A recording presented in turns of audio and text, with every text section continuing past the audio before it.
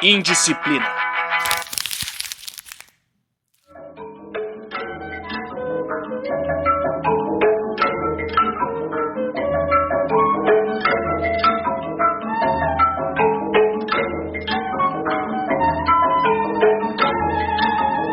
A vida é bem maior que a dimensão de tempo que o homem encerra. Aqui, entramos no tempo da Terra.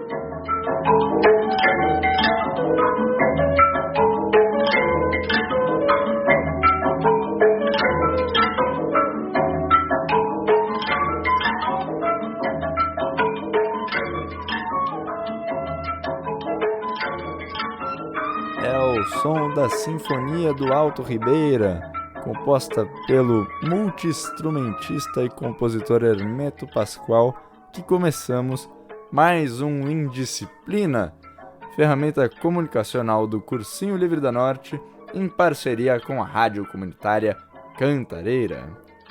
Você nos ouve através das ondas do rádio na 87,5 FM da Brasilândia, no site da rádio www.radiocantareira.org e nos principais agregadores de podcast e no canal de YouTube do Cursinho Livre da Norte. Quem fala é o Picareta e neste programa eu confesso pra vocês que deu ruim.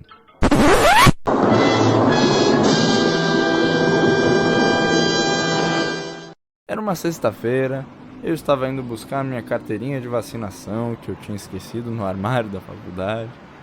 Enquanto eu pedalava, eu só pensava no programa que eu precisava produzir até quinta-feira da semana seguinte. Eu ainda não tinha definido um tema e precisava fazer isso logo. Ao mesmo tempo, tinha uma outra coisa importante para fazer. Precisava me preparar para uma viagem de campo de mapeamento em cavernas. Provavelmente, se você está escutando isso ao vivo na rádio, eu vou estar em Valinhos, perto de Campinas, embaixo da terra, me espremendo para passar num buraco escuro e molhado, ou correndo de marimbondo do lado de fora da caverna mesmo. Tudo pelo bem da ciência. Mas voltando para a sexta passada, quando eu lembrei que tinha tudo isso para fazer, o meu pensamento instantâneo foi: deu ruim! Para não usar outros termos que a rádio não me permitiria utilizar aqui. Mas aí surgiu a ideia: por que não unir o útil ao agradável e fazer um programa sobre as cavernas de Valinhos? Conforme os meus pés giravam no pedal, minha mente foi girando também e refletindo sobre aquela ideia, e este episódio nasceu.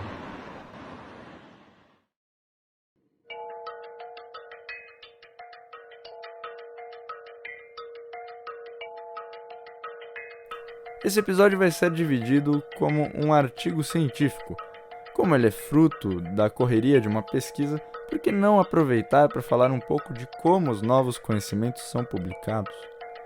Os artigos científicos são um tipo de publicação que os cientistas usam para mostrar para o mundo suas novas descobertas ou revisitar temas que precisam ser revisados. Você encontra eles em revistas científicas especializadas. Elas são bem diferentes das que se compram na banca de jornal, e a principal característica que distingue elas da Veja ou da Isto é que elas só publicam artigos científicos revisados por pares. Isso significa que todos os artigos publicados ali são revisados por outros especialistas naquele tema, garantindo que aquela informação é confiável. Existem muitas revistas que tratam sobre diversos assuntos. Cada área do conhecimento tem uma revista para chamar de sua. Falando dos artigos, eles têm suas divisões. Iremos passar e explicar uma por uma ao longo do programa. Sempre se começa com uma divisão que se chama resumo. Nela, o artigo é resumido. Pensa que você é um pesquisador e precisa de informações sobre um tema. Primeiro, você vai buscar no Google Acadêmico, um Google que só tem artigo científico, palavras-chave sobre o tema. Vai ler os títulos dos artigos e vai baixar alguns que o título mostrar que tem a ver com o que você está pesquisando. Mas o ponto é, você vai ler todos esses artigos inteiros? Não, lógico que não. você vai fazer mais uma filtragem. Você vai ler o resumo dos artigos que você baixou. Aí sim vai saber se o artigo te interessa ou não. É para isso que serve o resumo. Aqui no podcast não vai ter resumo porque ia perder a graça saber o final dele. Agora, no programa, nós estamos na divisão que vem depois do resumo, que chama Introdução.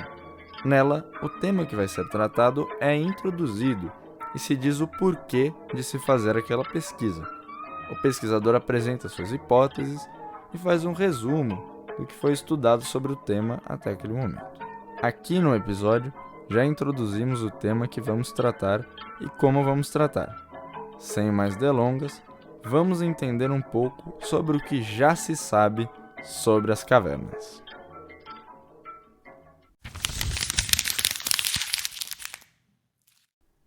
Primeiro, precisamos entender o que é uma caverna. A definição mais comum que pode se encontrar por aí é uma cavidade subterrânea natural cujas dimensões comportam um ser humano. Mas tem uns problemas com essa definição. O primeiro problema é que nem todo ser humano tem o mesmo tamanho, lógico. Tem até uma história engraçada, onde o pessoal estava mapeando caverna em Valinhos e achou um buraco. O primeiro tentou entrar, não deu. Foi o segundo, não deu também. O problema era que o buraco não era fundo o suficiente. A largura era até fácil de passar, mas não cabia um ser humano inteiro dentro do buraco. A solução que eles encontraram foi chamar o mais baixinho da turma para entrar lá, e ele coube. Então, foi descoberta assim uma nova caverna. Outro problema é: as cavernas não foram criadas pelas pessoas. Podemos definir o que é uma caverna usando como medida o corpo humano? Tive que perguntar para um especialista. Chamei no Zap o Rejeito, um amigo e parceiro de escalada, hoje também professor do cursinho. Doutor em espeleologia, a ciência que estuda as cavernas. Nesse áudio, o Rejeito usa umas palavras que podem deixar um ponto de interrogação para muita gente, então eu vou dar umas cortadas nele para explicar elas para vocês.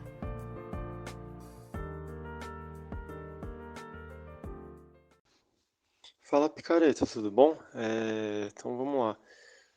Essa definição que você citou, né, uma cavidade natural penetrável pelo ser humano, né, a cavidade natural subterrânea, enfim, é uma definição bastante ampla, bastante utilizada não só nacionalmente como internacionalmente, e ela é uma definição que a gente chama de antropocêntrica. Então, realmente, o ser humano como como unidade de medida para separar o que é caverna do que não é. Então, enfim, essa é uma proposta bastante utilizada realmente até para fins legais em muitos estudos, enfim. Agora existe outro tipo de definição, que é a definição genética. Aí parte de princípios de processos geológicos de formação de caverna. Então, essa definição genética considera que você tem um maciço, né, solúvel, fraturado. Um maciço é um pedaço da casquinha do nosso planeta, que se chama crosta terrestre, que é demarcado por uma quebra que o separa das outras partes da crosta. Eles são bem grandes para a escala humana, mas se comparados com uma placa tectônica, eles são bem pequenos. Agora, um maciço solúvel é um maciço formado por rochas que são solúveis em água, como quando você joga sal na água, por exemplo, e ele é solubilizado, ele dissolve ali. Quando dizemos que ele é fraturado, é porque ele tem fraturas dentro dele, como um osso trincado. E as fraturas, que quando a gente fala fratura, a gente abrange acamamento, todas as estruturas planares ou essas descontinuidades planares, né, que estão no maciço. Acamamento são aquelas linhas, aquelas camadas que tem nas rochas sedimentares. Se você jogar no Google Imagens rocha sedimentar, vai conseguir ver essas linhas. As descontinuidades planares são as mudanças que tem na estrutura ou na composição do maciço, e essas mudanças têm forma plana. Pensa num livro fechado. Os pedacinhos entre as páginas e a mudança de tipos diferentes de papel entre a capa e as folhas são descontinuidades planares do livro. Elas vão se ampliar ao longo do tempo, e a partir do momento em que o fluxo dentro de uma fratura deixa de ser laminar e passa a ser turbulento, então, quando você vai ampliando, né, um protoconduto com fluxo laminar, ele atinge um certo tamanho e passa a ter fluxo turbulento, a gente começa a chamar esse protoconduto de conduto ou caverna. Acho que aqui vale mencionar que as descontinuidades vão se ampliando porque a água está diluindo a rocha conforme ela vai passando pelo buraquinho. Esses buracos podem ser menores que a largura de um fio de cabelo. Imagina quanto tempo a água vai ficar ali passando. É como a moça disse no começo do programa. Agora entramos no tempo da Terra e não mais do homem. Fluxo laminar é quando as moléculas de água vão fluindo alinhadinhas, como se fossem filas, sem se baterem. O fluxo turbulento é quando essa fila vai para as cucuias, para não usar outro termo, e as moléculas de água estão num fluxo tão intenso que elas parecem aquelas pessoas naqueles vídeos de Black Friday, que a loja abre e a galera sai se atropelando, se chutando, tem gente que morre, porque tá naquela afobação para comprar coisa mais barata. Então, esse diâmetro varia, depende da temperatura da água, da viscosidade da água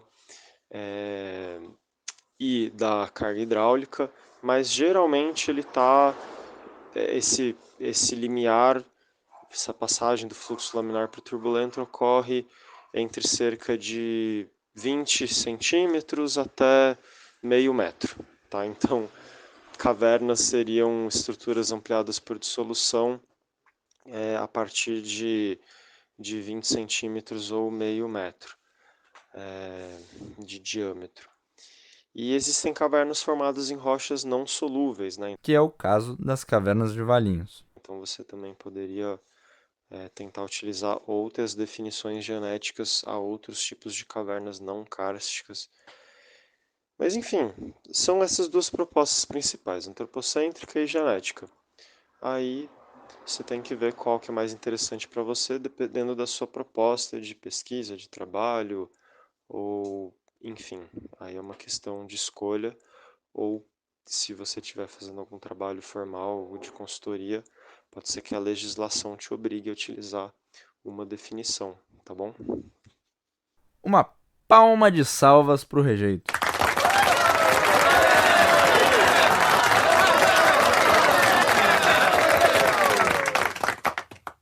Vale um registro aqui, pessoal. Caverna, gruta ou furna são tudo a mesma coisa. Agora já sabemos o que é uma caverna. Vamos tentar entender um pouco mais sobre elas. As cavernas podem se formar em diferentes contextos e lugares. Os tipos de caverna que chamam mais atenção e são mais estudados, com certeza, são as cavernas formadas em rochas solúveis. Daquela maneira que o Rejeito comentou. Pequenos buraquinhos, as descontinuidades naturais da rocha são percoladas pela água, que vai diluindo as paredes do buraquinho durante milhares e milhares de anos, até formar um conduto grande. Quando a altitude do nível d'água subterrânea, que é chamado de nível freático, diminui, ou seja, aquela água que está no meio da rocha ali subterrânea, ela abaixa de nível, como se fosse um rio abaixando de nível, né? Mas só que percolado dentro da rocha, como se fosse uma esponja, assim, a água na esponja. Até a caverna estar acima dele, começa a formação dos espelhotemas. Aquelas formações bonitas que tem dentro das cavernas, sabe? Estalactites, estalagmites, cortinas, agulhas, cones, colunas, travertinos, pérolas e tudo que é de bom. São todos tipos diferentes de espelhotema que são formados cada um de uma forma diferente. Explicar como cada um se forma dá um episódio inteiro. Se você nunca viu um, vale muito a pena jogar no Google esses nomes para ver, além de, claro, visitar uma caverna presencialmente. Aqui no Brasil tem várias. Se você mora no Nordeste, na Bahia, tem um monte. Se você mora aqui mais perto do Sudeste, no sul do estado de São Paulo tem o Petar, que é um parque cheio de cavernas lindas. Em Minas Gerais também tem cavernas maravilhosas. Em Valinhos também tem cavernas legais, mas os espelhotemas delas não são tão impressionantes assim. Enfim, tem muita caverna aí pelo Brasil para dar uma olhada. Vou aproveitar a deixa para definir o que são os espelhotemas. Eles são depósitos minerais secundários que ocorrem dentro de cavernas. Vou tentar traduzir esse geologuês para vocês. Depósitos minerais são locais onde se pode encontrar um determinado tipo de mineral. Esses depósitos podem ocorrer de diversas formas que eu não vou detalhar aqui. Os minerais secundários são minerais formados pela alteração de outro mineral. Para dar um exemplo disso tudo, vamos pensar nas cavernas de calcário, que é uma rocha solúvel, que a dissolução dela pode dar origem a cavernas lindíssimas. O calcário tem em sua composição um mineral chamado calcita. Quando a água, levemente ácida, passa pelo calcário, ela dissolve os pequenos cristais de calcita da parede da fenda em que ela passa. A calcita é formada por uma molécula chamada carbonato de cálcio. A gente vai apelidar ele aqui carinhosamente de carbonato, tá bom? Quando a água encontra um conduto com ar, ela descomprime, como quando a gente abre uma garrafa de refrigerante, e libera o CO2 que fazia com que ela ficasse ácida. Essa perda de acidez faz com que ela não consiga mais dissolver o carbonato. Esse negócio de estar dissolvido e não estar mais é chamado de precipitação. Dá para você fazer isso em casa. Se você for uma criança, só faz isso com a supervisão de um adulto, ok? Mistura bem pouca água com sal em um copinho. Deixa uma frigideira ou uma panela vazia esquentando no fogão. Quando ela estiver bem quente, pinga, com cuidado para não se queimar com vapor, umas gotas dessa água com sal na panela. Quando a água evaporar, você vai ver que o sal se precipitou ali no fundo da panela. O carbonato vai se precipitar exatamente assim, só que a diferença é que o que faz com que o carbonato se precipite não é a evaporação da água, não é a mudança de estado físico da água, e sim o fato da água não conseguir mais dissolver ele porque ela não está mais ácida, né?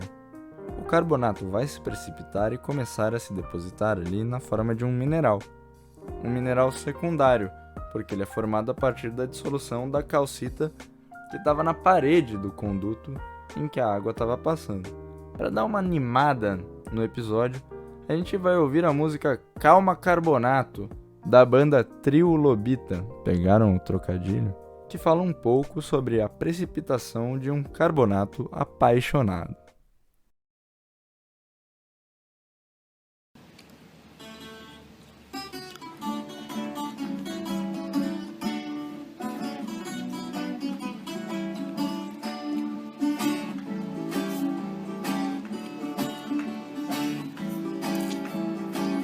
Te apresento meu amigo conhecido de vocês. Me chamam Carbonato, ou então cê é a sua vez. O ambiente kárstico é ele quem domina, formando as suas cavernas, sumidouros de dolinas.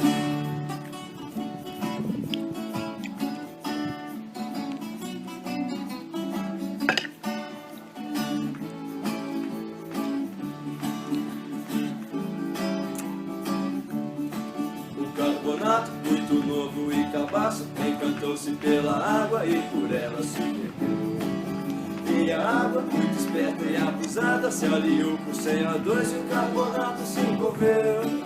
Eles foram infiltrando nas fraturas, abalando as estruturas, o carbonato, ele se rendeu. Eu acho até que rola uma química, o pobre do carbonato de paixão se derreteu.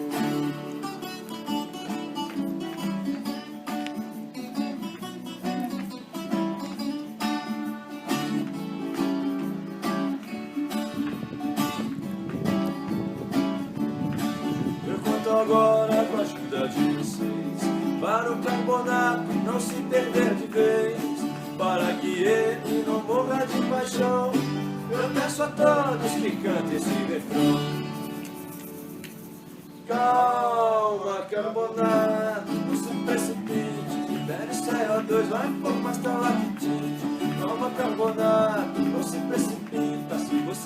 bobear, vai perder suas calcitas.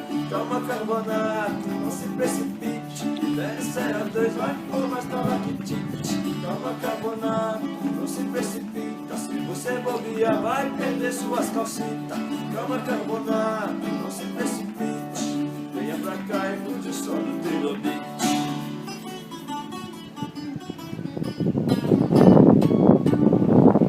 Aquele carbonato.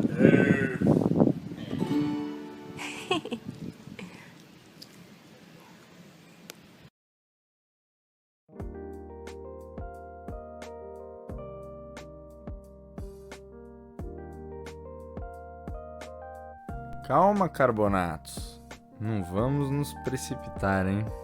Antes da música eu estava falando de cavernas formadas por dissolução. Mas existem outros tipos de cavernas. Existem cavernas formadas pelo derretimento de geleiras. Essas têm até uns espelhotemas muito bonitos formados de gelo. Existem cavernas formadas pelo escorrimento da lava. A parte mais externa da lava que está escorrendo esfria, vira rocha e isola o miolo, que continua fluindo. E aí, quando a lava toda já passou, fica aquele tubo vazio. Também tem cavernas formadas pela erosão física. É um pouco mais complexo, mas é aquela história: água mole e pedra dura, tanto bate até que fura. Temos também cavernas formadas pelo acúmulo de grandes blocos de rocha em algum lugar, como é o caso das cavernas em Valinhos. Existem outros tipos de cavernas, mas são muitos e o mais geral tá aí. Para terminar a nossa longa introdução, acho que é legal comentar um pouco sobre a importância das cavernas. As cavernas servem de abrigo para a fauna, possuindo muitas vezes espécies que estão presentes em apenas uma caverna no mundo inteiro. Os animais que habitam esse tipo de ambiente são divididos em 3 grupos: trogloxenos, que usam a caverna apenas em algumas etapas da vida, saindo dela para realizar outras tarefas, como por exemplo os morcegos, que dormem lá dentro e depois saem para pegar comida. Tem os troglófilos, que podem passar toda a sua vida dentro da caverna, mas também podem passar fora dela, pois eles não possuem órgãos especializados para esse tipo de ambiente. Como exemplo, tem os aracnídeos, insetos, alguns crustáceos, enfim. E tem os mais legais, na minha opinião, que são os troglóbios, que são seres que possuem órgãos especializados para viver na caverna e só vivem lá durante toda a vida. E costumam ter o sentido do tato e olfato muito mais desenvolvido que a visão, porque não dá para enxergar nada lá dentro. Para exemplificar, a gente tem o bagre cego, que é um bagre que não tem olhos, e ele é todo albino, assim. Além de abrigar a fauna, as cavernas podem abrigar registros do passado. Uma caverna que tem um abismo é a armadilha perfeita para prender registros paleontológicos. É um ambiente com pouca variação de temperatura e umidade, além de ser fácil que algum ser vivo tenha caído lá dentro ou, depois de morto, do lado de fora, seus restos mortais sejam arrastados para dentro pela água.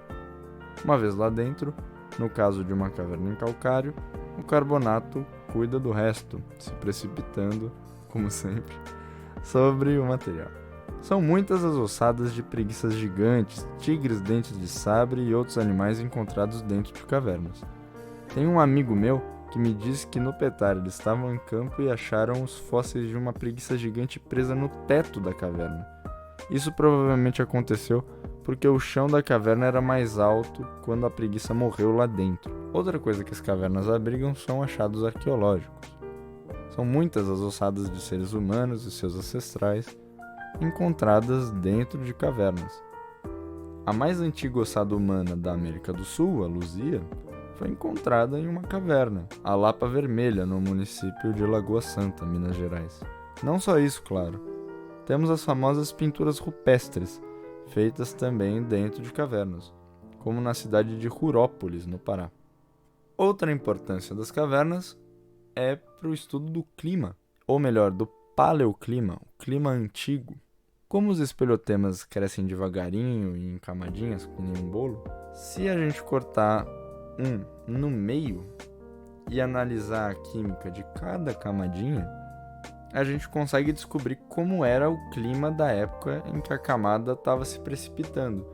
É um verdadeiro pendrive com as informações climáticas de milhares de anos atrás. Agora que a gente terminou nossa introdução, vamos para o próximo bloco, materiais e métodos. Na parte de materiais e métodos, o pesquisador explica a metodologia que ele usou para realizar aquele trabalho que ele está apresentando. Como ele chegou naqueles resultados que ele está mostrando para a gente no artigo. Aqui no programa, nós vamos dar uma roubadinha e falar também sobre como começou a ideia da pesquisa. Isso normalmente é na introdução, mas ela ficou meio grande. E a ideia é só fazer alusão à estrutura de um artigo científico, não seguir ela estritamente, né? A ideia agora é entrar mais profundamente no tema das cavernas da Serra dos Cocais, em Valinhos, e tratar um pouco de como foi e é feita a pesquisa sobre essas cavernas. Para isso, eu conversei com a única pessoa que eu conheço pessoalmente que produziu trabalho sobre esse tipo de caverna, a Tei. O objetivo do trabalho dela e dos colegas foi entender como se deu a formação das cavernas de lá, além de coletar dados sobre essas cavernas. Bora ouvir ela contando sobre tudo isso? É logo depois do intervalo, a gente já se vê.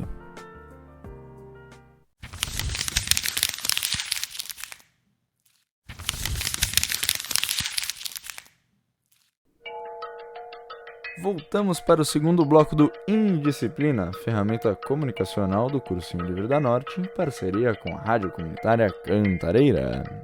Estamos falando sobre as cavernas da Serra dos Cocais, em Valinhos, São Paulo. No primeiro bloco, trocamos uma ideia sobre o tema das cavernas no geral e falamos sobre como as descobertas científicas são publicadas. Estamos estruturando o episódio de forma a fazer alusão à estrutura de um artigo científico. E nesse momento estamos na parte dos materiais e métodos. A parte do artigo onde o pesquisador mostra como ele coletou os dados que ele está apresentando. A Tei, estudante de geologia e pesquisadora da área, estava para nos contar que método ela usou para realizar a pesquisa dela sobre como se formaram as cavernas de Valinhos. Solta a voz, Tei! Bom, meu nome é Sara. Na geologia as pessoas me conhecem como Tei. Eu tenho 22 anos e agora eu tô no meu 6º ano de curso de geologia na Universidade de São Paulo. Bom, o curso é de 5 anos, mas eu acabei estendendo o ano por conta da pandemia, né? Ao longo desses 5 anos que eu tive na Geo, eu fiz 2 iniciações científicas, né, que são projetos em que a gente tem acesso à questão de como fazer um projeto científico.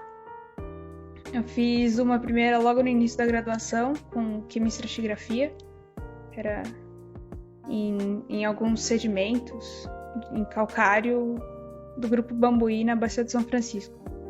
E depois desse C com quimia-estratigrafia,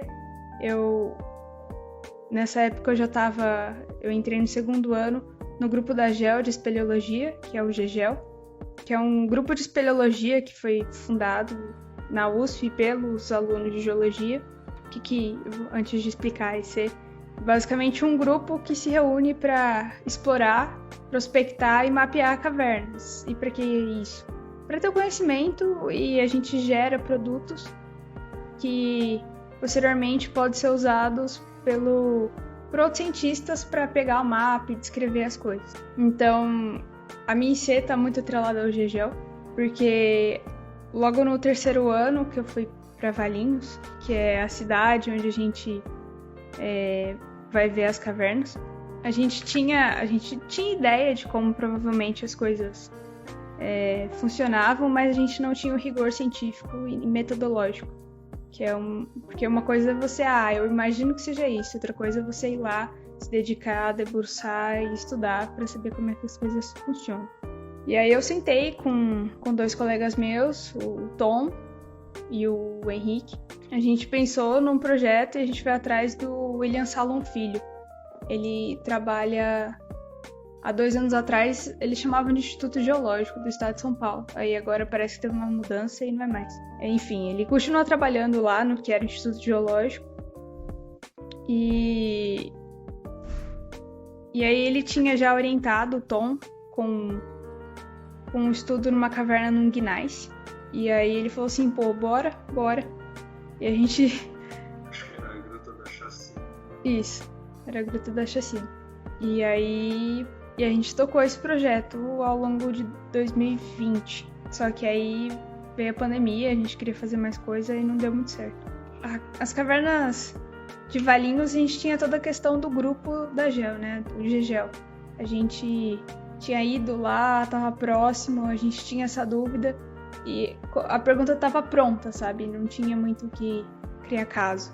Era como são essas cavernas, o que eu posso aprender com elas. Então, e é um negócio que a gente já tava pesquisando desde 2015.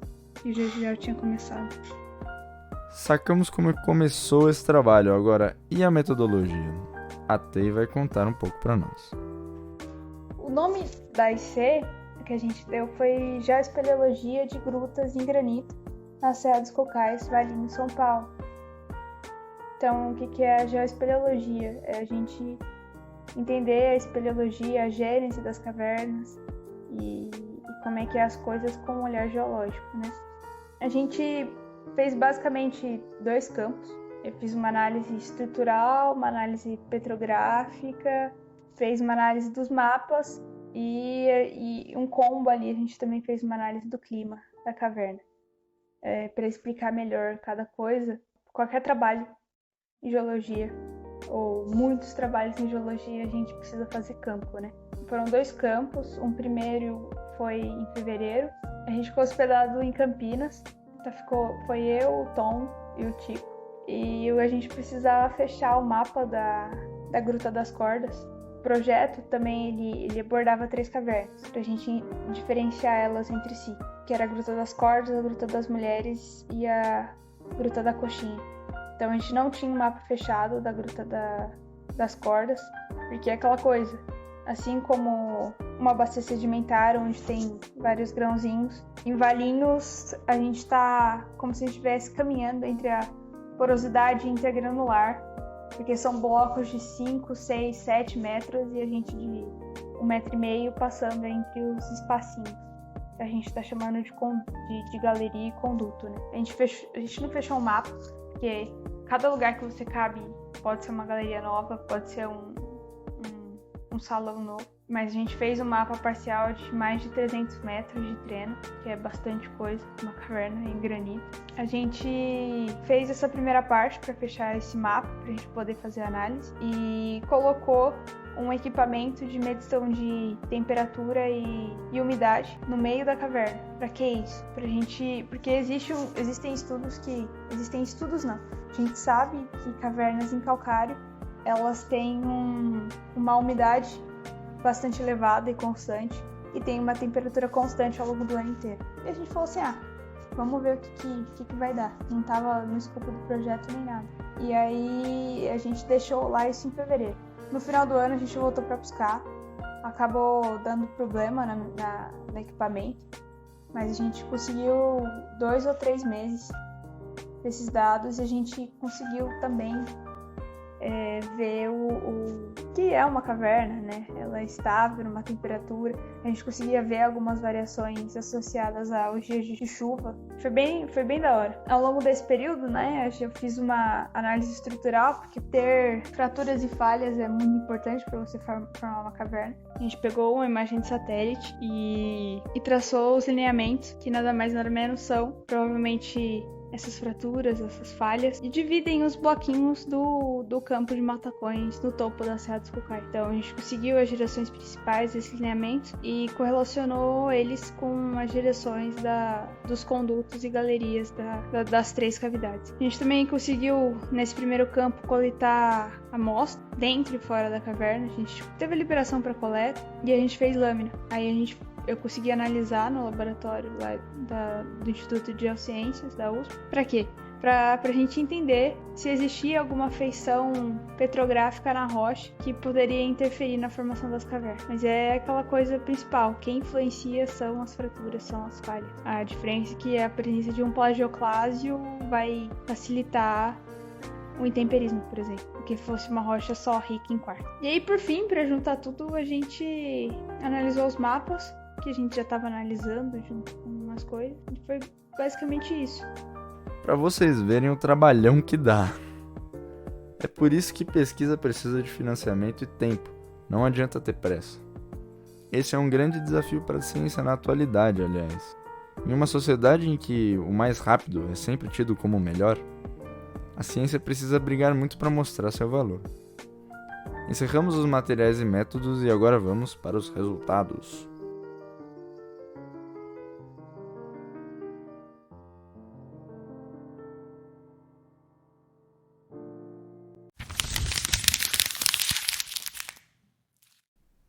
Os resultados são a divisão do artigo onde o pesquisador descreve os dados que ele coletou usando os métodos descritos na divisão de materiais e métodos.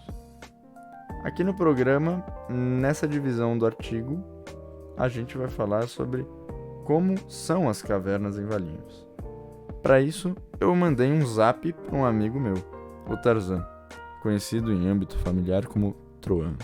Ele é o presidente do GEGEL e foi algumas vezes para lá. Com certeza é alguém melhor do que eu para descrever o lugar. Fala, gente, tudo bom? Meu nome é Troan, eu sou presidente do GEGEL e tal. O Picareta, ele pediu pra eu falar um pouquinho pra vocês sobre Valinhos, né? Sobre como é que são as cavernas de lá, né? As cavernas de lá são de granito, tá? O granito é uma rocha muito comum, não sei se ele comentou, é uma rocha que faz parte, por exemplo, da pia de vocês, tá? A pia de vocês, da sua casa de vocês, provavelmente é de granito. É a rocha que você faz brita e tal. Em Valinhos, essas rochas elas rolam as montanhas e por atrito elas vão ficando arredondadas, né? E elas caem nos vales, né, de Valinhos. E elas ficam empilhadas. É mais ou menos como se você pegasse um monte de cascalho de beira de rio e jogasse num balde e você ia formar várias cavidades. É a mesma coisa, só que em dimensões muito maiores, entendeu? Já que esses blocos eles têm vários metros de comprimento, né? E as cavernas elas são cavernas muito apertadas. São cavernas que dificilmente você consegue ficar em pé dentro, uma parte das vezes você vai ficar sentado ou agachado. E como os blocos têm tamanhos diferentes e formatos diferentes, forma cavidades e entradas e galerias de tamanhos diferentes também. E algumas partes, por exemplo, são tão pequenas que você é obrigado a se rastejar para passar. A gente chama até isso de como se fosse aborto, né? Porque é como se fosse um parto, de tão apertado que é para você entrar e sair da caverna. Essas cavernas, elas têm, como elas são vários blocos redondos, elas têm várias janelas e clarabóias, né? Clarabóias são janelas no teto. Então ela é bastante iluminada dentro, ela tem alguns espelhotemas que a gente chama de coraloide. Espelhotemas são formados por dissolução da rocha, né? Do feldspato. Igual cavernas de calcário que tem espelhotemas de estalactite lá, estalagmite, e granito também tem isso. A diferença é que no granito tem 1 centímetro, 2 centímetros esses espelhotemas. E embaixo eles formam uma crosta, assim, dessa dissolução. É um processo bem diferente lá. E é isso, Valinhos. São cavernas pequenas, são cavernas apertadas. São cavernas formadas por blocos aleatórios que se empilham nos vales. É isso aí, gente. Valeu. Ah, gente, ele pediu para avisar que o GEGEL tem um canal no YouTube e redes sociais. Dá uma seguida lá, pessoal. Altas fotos bonitas de caverna. Agora, vamos para a próxima divisão do nosso programa, a discussão. Estamos quase no fim do nosso programa. Chegamos na divisão dos artigos científicos chamada discussão e conclusão. Em alguns artigos essas partes são separadas, em outros elas são juntas. Aqui, os dados apresentados nos resultados são debatidos e contextualizados. Nessa parte, o pesquisador coloca e explica a sua interpretação com relação aos dados. Por fim, se chega a uma conclusão com base no que foi observado e discutido. Aqui no programa, vamos discutir o motivo das cavernas em granito terem essa cara que o Tarzan descreveu pra gente e tentar entender como elas se formaram. Lendo o trabalho que a TEI produziu e outro trabalho de um pesquisador espanhol, deu para perceber que algo que é essencial nesse processo são as porosidades. Quem vai explicar melhor sobre essas diferenças de porosidade pra gente é a TEI, lógico. é importante a gente ter um conceito bem claro na cabeça, que é os tipos de porosidade. Existem as porosidades primárias, que são as porosidades intergranular e o acamamento. E o que são isso? A porosidade intergranular é tipo assim: dentro de uma bacia sedimentar, dentro do nosso bolo, a gente tem vários grãozinhos de areia, como se fosse na praia. E esses grãozinhos, quando eles encostam um no outro, eles podem ser redondos, eles podem ser retangulares.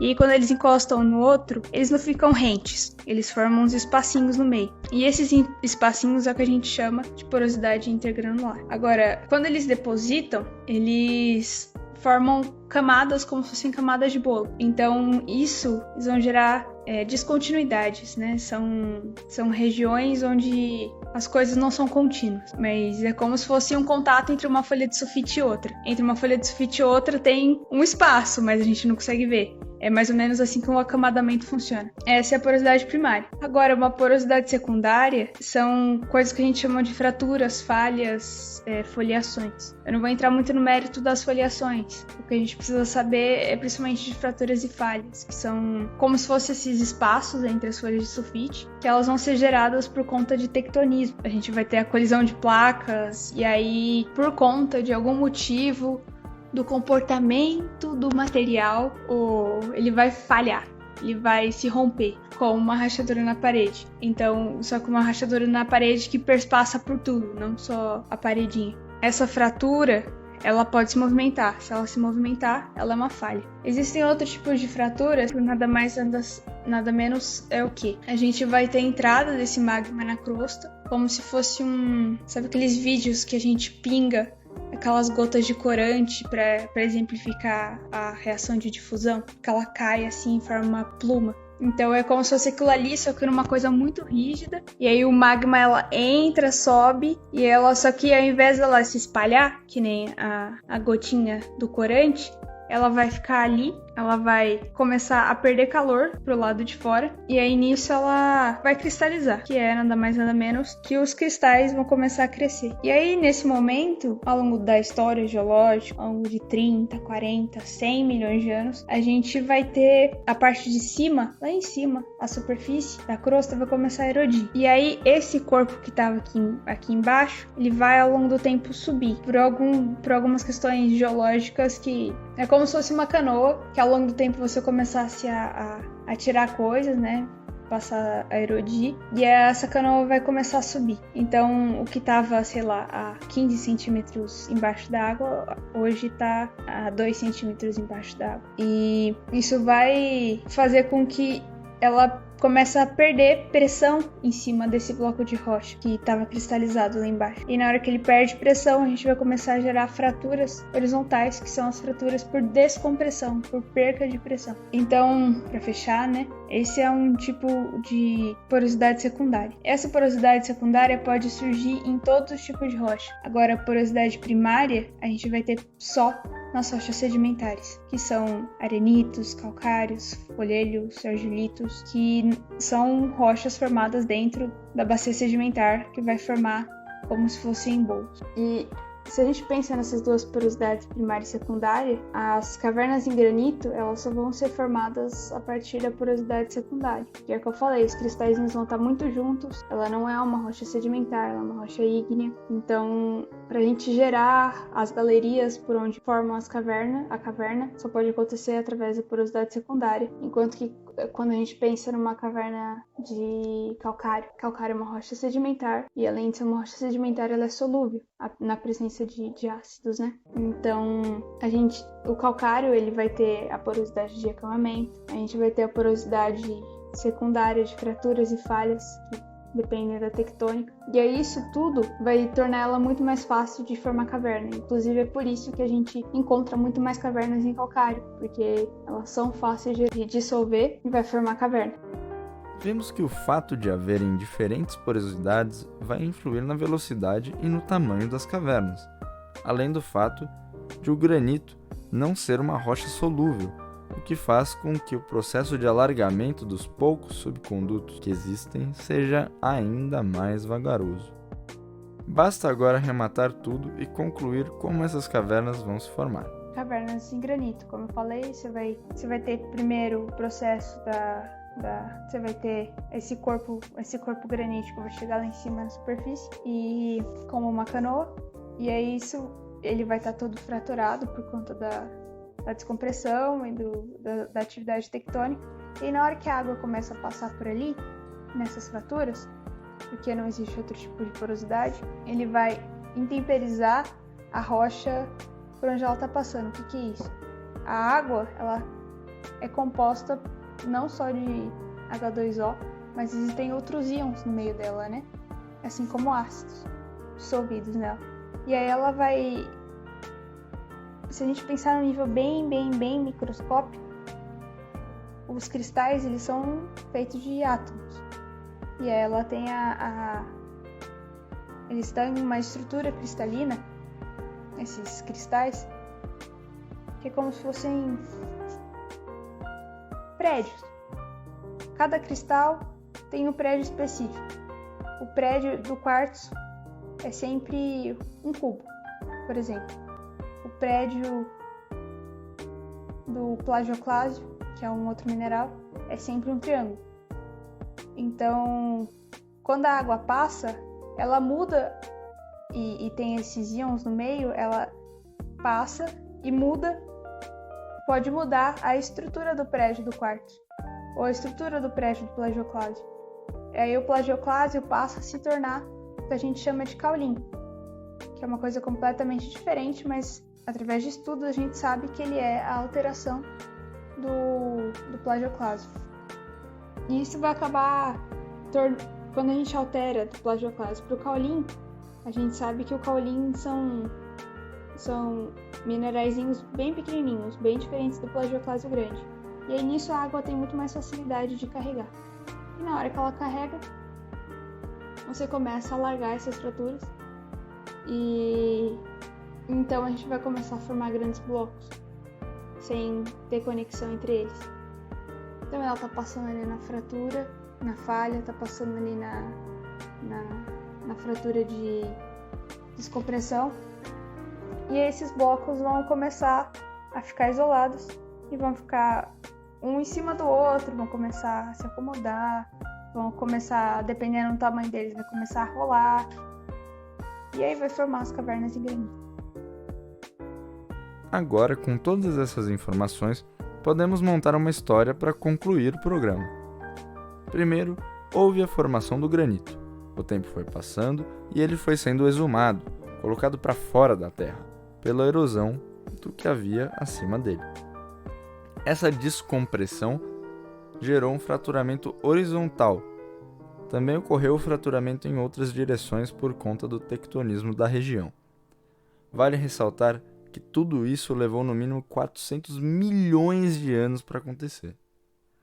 Através dos processos de intemperismo e erosão descritos agora há pouco pela Tei, os blocos de granito vão se descolando uns dos outros, formando cavernas entre essas fendas e também formando cavernas quando esses blocos rolam e se acumulam no fundo dos vales, como Tarzan comentou ali na descrição dele.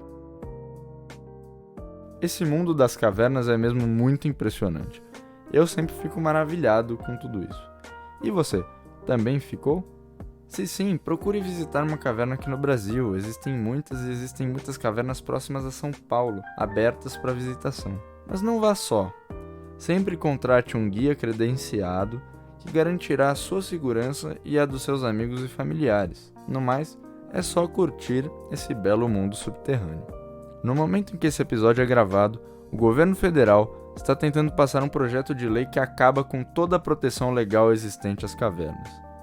Agora, elas poderão ser simplesmente destruídas sem nem mesmo serem conhecidas. Esse episódio é também uma tentativa de que o público tome consciência da importância desse tipo de ambiente e assim dê valor à sua proteção.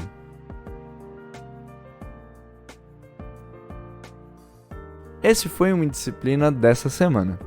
Até a semana que vem. Este episódio foi gravado no estúdio independente Campus da Escolástica.